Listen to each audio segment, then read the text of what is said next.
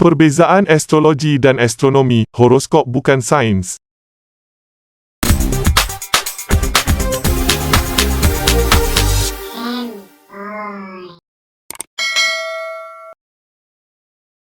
Apa pendapat anda ketika mendengar perkataan horoskop? Dalam kebanyakan kes, anda mungkin memikirkan lajur horoskop yang kadang-kadang atau mungkin sepanjang masa anda baca untuk mengetahui ramalan tanda zodiak anda. Adakah terdapat sesuatu yang lebih di sebalik kata-kata yang memberitahu anda bagaimana hari, minggu atau bahkan tahun anda? Bolehkah anda menentukan apa horoskop selain fakta bahawa ini adalah teks yang memberitahu anda bagaimana bintang mempengaruhi anda?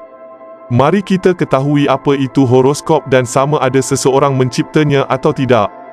Video ini juga akan memberi anda gambaran tentang bagaimana horoskop dibuat dan apa gunanya alat astrologi ini membawa kita.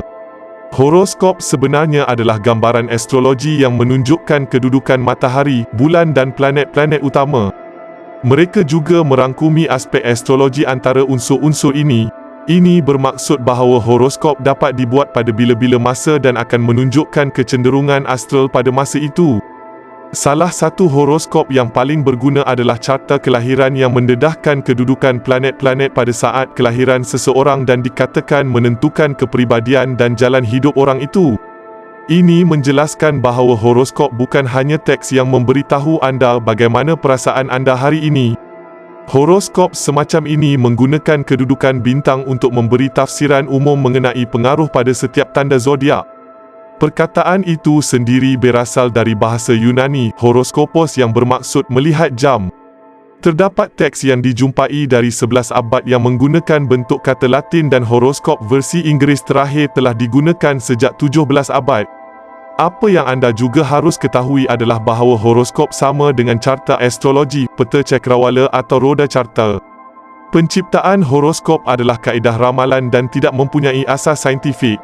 Ia menggunakan data astronomi untuk kedudukan matahari, bulan dan planet-planet dan bintang-bintang lain, tetapi kemudian tafsiran mengenai kedudukan dan perkaitan ini dianggap semu saintifik. Langkah pertama dalam penciptaan horoskop adalah untuk menarik ruang langit ruang di mana planet dan bintang akan diletakkan. Ingatlah bahawa pada masa carta, planet-planet di atas garis tengah dapat dilihat sementara yang berada di bawah tidak dapat dilihat. Horoskop mempunyai 12 sektor mengelilingi bulatan elips, bermula berlawanan arah jam dengan menaik. Horoskop harian biasanya menumpukan pada kedudukan bulan untuk menentukan perubahan dan ramalan untuk masing-masing dari 12 tanda zodiak kerana bulan mempunyai kitaran yang lebih kecil dan berputar di sekitar zodiak hanya dalam 28 hari. Horoskop bulanan lebih berminat dengan kedudukan Mercury, Venus, Mars dan Sun kerana ini planet berubah setiap bulan, sementara horoskop tahunan memberi tumpuan kepada pergerakan Saturnus dan Mushtari.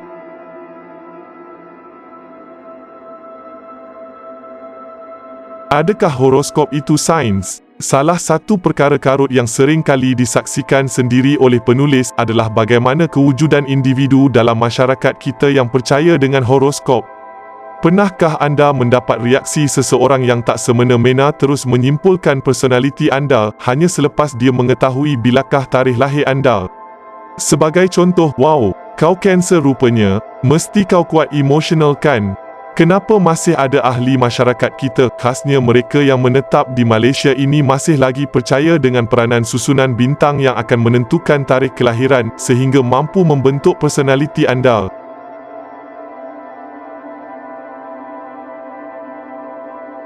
Sejarah ringkas ilmu astrologi. Sudah beribu-ribu tahun lamanya manusia mengaitkan objek-objek di langit dengan kehidupan manusia disebabkan oleh kepentingan fenomena astronomi yang terjadi kepada masyarakat.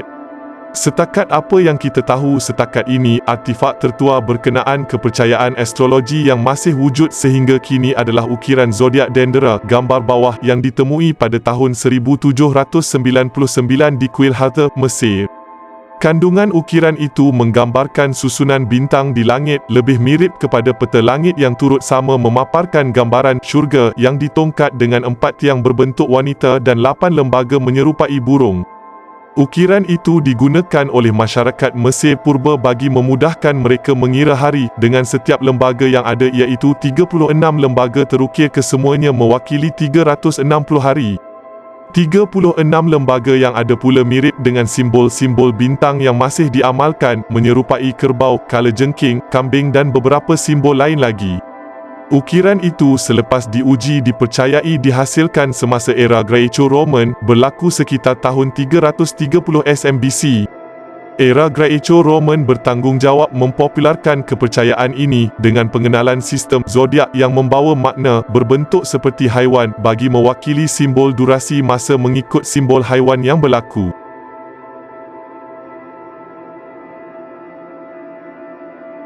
Permulaan ilmu astrologi orang Babylon. Bagaimanapun, kepercayaan orang Rom itu sebenarnya diambil daripada kepercayaan masyarakat Babylon yang terlebih dahulu memperkenalkan konsep serupa sekitar tahun 1500 SMBC. Pada era itu, dua cabang berbeza iaitu astronomi dan astrologi dianggap saling berkait disebabkan kepercayaan orang Babylon yang percaya pergerakan bintang dan objek di langit sebenarnya mampu menentukan takdir seseorang. Hasil kepercayaan orang Babylon diwarisi dan dipelajari orang Rom dan Greek sehingga seorang pengkaji astronomi bernama Claudius Ptolemy yang ketika itu tinggal di Alexandria, Mesir kini, di bawah kerajaan Rom pada abad pertama, menulis dua buah buku paling penting dalam cabang ilmu astrologi dan astronomi. Almagest menceritakan tentang kiraan matematik dalam menentukan pergerakan bintang. Buku kedua dan dianggap buku paling berpengaruh memperkembangkan ilmu astrologi pula adalah Tetrabiblos atau 4 buku. Ptolemy menggabungkan pengetahuan dalam bidang astronomi dan kepercayaan yang dianuti masyarakat dunia terdahulu, merungkai hubungan antara kedua-duanya menyebabkan orang ramai mula percaya wujud hubung kait antara susunan bintang dan untung rugi seseorang. Tetrabiblos mula popular sebagai bahan rujukan utama ilmu astrologi, diterjemahkan kepada banyak bahasa termasuklah bahasa Arab bagi rujukan sarjana Islam sekitar abad ke-9. Bagaimanapun usaha penterjemahan naskah tersebut dalam bahasa Latin pada abad ke-12 lah yang menyatukan ilmu astrologi dengan doktrin-doktrin ajaran Kristian era itu, menyebabkan astrologi mula bertapak dengan lebih kukuh dalam masyarakat. Isi kandungan Tetrabiblos dibahagikan kepada 4 jilid. 2 jilid pertama menceritakan prinsip, teori, kepercayaan dan cara ilmu astrologi yang boleh dimanfaatkan. Jilid ketiga digunakan untuk Ptolemy menerangkan hubung kait antara bintang dan planet dengan tarikh kelahiran seseorang. Manakala jilid keempat pula mengandungi penerangan tentang bagaimana kedudukan bintang, bulan dan matahari mempengaruhi nasib seseorang individu. Setiap manusia menurut Ptolemy mempunyai 7 fasa kehidupan yang boleh diramal agar pantang larangnya dapat dikenal pasti bagi memastikan kehidupan seseorang kekal harmoni sepanjang hayatnya.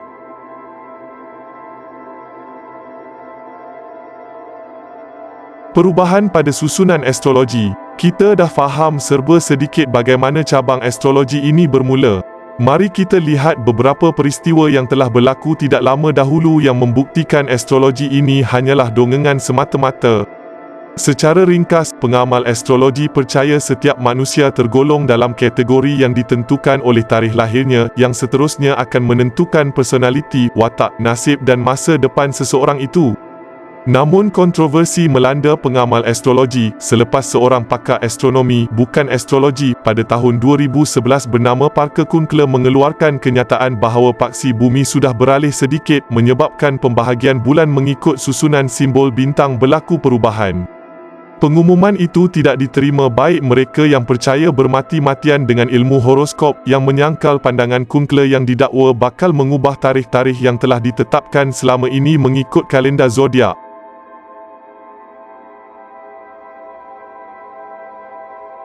NASA buat pengikut astrologi marah. Pada 15 Julai 2020, pihak penyelidikan angkasa Amerika Syarikat NASA memuat naik semula perkongsian tahun 2016 berkenaan perkiraan matematik yang telah dilakukan bagi memahami perubahan pergerakan bumi dan langit. Dalam perkongsian semula itu, NASA mengumumkan perkara sama yang telah dinyatakan Kunkler bahawa durasi pergerakan bintang yang kelihatan di angkasa sudah berubah kedudukannya disebabkan oleh perubahan paksi bumi. Harus diingatkan, NASA melaporkan tentang susunan bintang secara saintifik hanya menggunakan nama rujukan susunan bintang yang telah lama diamalkan yang sebenarnya langsung tiada kaitan dengan bidang astrologi. Perkongsian lama itu turut mengandungi tentang kewujudan susunan bintang ke-13 yang dikenali dengan nama Ophiuchus, konstelasi bintang yang telah ditemui beribu tahun lamanya. Malangnya, bagi individu pengamal horoskop, mereka beranggapan perkongsian semula NASA itu seakan-akan cubaan mahu menulis semula susunan astrologi mereka yang diamal selama ini dengan penambahan simbol ke-13 dan perubahan pada jadual zodiak. Kontroversi meletus sekali lagi sehinggakan tidak ramai menyedari NASA hanya memuat naik semula perkongsian tahun 2016 sehingga memerlukan NASA menjelaskan apa yang berlaku. Perkongsian itu dibuat berdasarkan kepada perkiraan matematik selepas mengkaji perubahan langit dan paksi bumi, bukannya ada kaitan dengan cabang astrologi yang dikaitkan dengan simbol zodiak. Apa yang kami ingin cuba tekankan di sini, kami harap anda tahu dengan jelas, astronomi tidak berkait dengan astrologi.